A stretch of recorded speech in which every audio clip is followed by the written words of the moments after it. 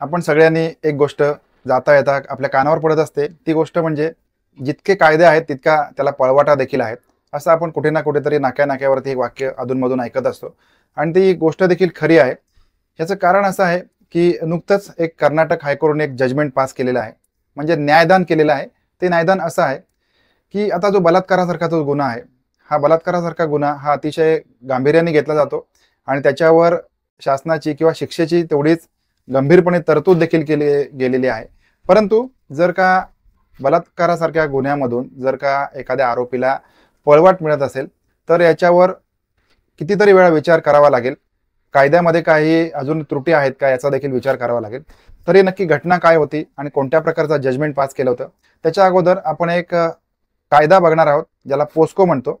आता पोस्को ह्या कायद्याचा लॉंग फॉर्म असा आहे, की protection of childrens from sexual assault.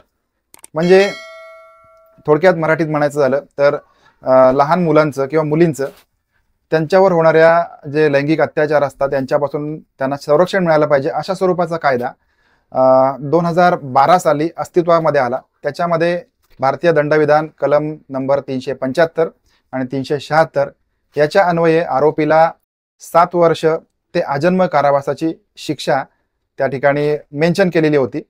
आणि त्याच्यानंतर पुन्हा एकदा 2019 मध्ये त्याच्यामध्ये दुरुस्ती करून घेतलेली होती आणि ती दुरुस्ती अशी होती, की आरोपीला मृत्यूदंड हे देखील होऊ शकतो, अशा स्वरूपाचा हा कायदा आहे. आणि या कायद्यातून जर का एखाद्या आरोपीला सुटका मिळत असेल तर हे निश्चित गंभीर गोष्ट आहे.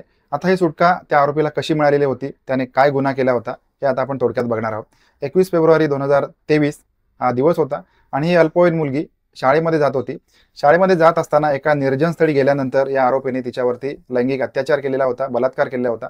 आणि या बलात्कारामुळे ती मुलगी गरोदर राहिली आणि काही काळानंतर तिने एका बाळाला जन्म देखील दिला. हे संपूर्ण प्रकरण न्यायप्रविष्ट असताना काही गोष्टी कोर्टात समोर आलेल्या होत्या. त्या अशा होत्या, की आरोपी आणि पीडिता यांचं एकमेकांवरती प्रेम होतं आणि त्यांच्या प्रेमाला त्यांच्या आईवडिलांचा किंवा त्यांच्या कुटुंबांचा विरोध होता. आता याच्यामुळेच मग जर का हे प्रकरण असंच पुढे गेलं तर या आरोपीला कमीत कमी 10 वर्ष किंवा कायद्यानुसार जी काही शिक्षा असेल ती होणार होती. शिवाय ही जी पीडिता होती ती एका बाळाची आई होती. या सगळ्या गोष्टींचा सारासार विचार केल्यानंतर मग त्यांच्यापुढे एक प्रस्ताव ठेवला गेला. असा प्रस्ताव होता, की या दोघांनी एकमेकांशी लग्न करायचं आणि त्यांचं जे पुढचं आयुष्य आहे हे एकमेकांसोबत काढायचं.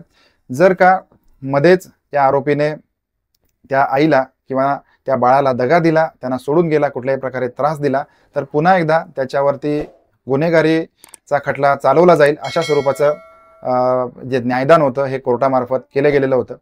आता या सगळ्याबद्दल आपलं मत काय आहे? जर का एखाद्या व्यक्तीने एखाद्या मुलीवरती बलात्कारासारखा गुन्हा केला असेल आणि त्यातून ती गरोदर राहिलेली असेल, एखादं अपत्य झालं असेल, तर अशा प्रकारे त्या दोघांनीही लग्न करून पुढचं आयुष्य जगावं का? किंवा मग त्या पीडितेचा जो हक्क आहे हा हक्कभंग जर का होत असेल तर तिने पुढे कशा स्वरूपामध्ये बघायचं? किंवा अशा स्वरूपाचे गुन्हे जर का यापुढे घडणार असतील तर या आरोपींना अशा प्रकारे न्यायदान करावं का? या सगळ्याबद्दलचं आपलं म्हणणं काय आहे ते जरूर कळवा. भेटूया पुन्हा एकदा रात्री बरोबर 9 वाजता नवीन क्राईम स्टोरीमध्ये. तोपर्यंत आपापली काळजी घ्या.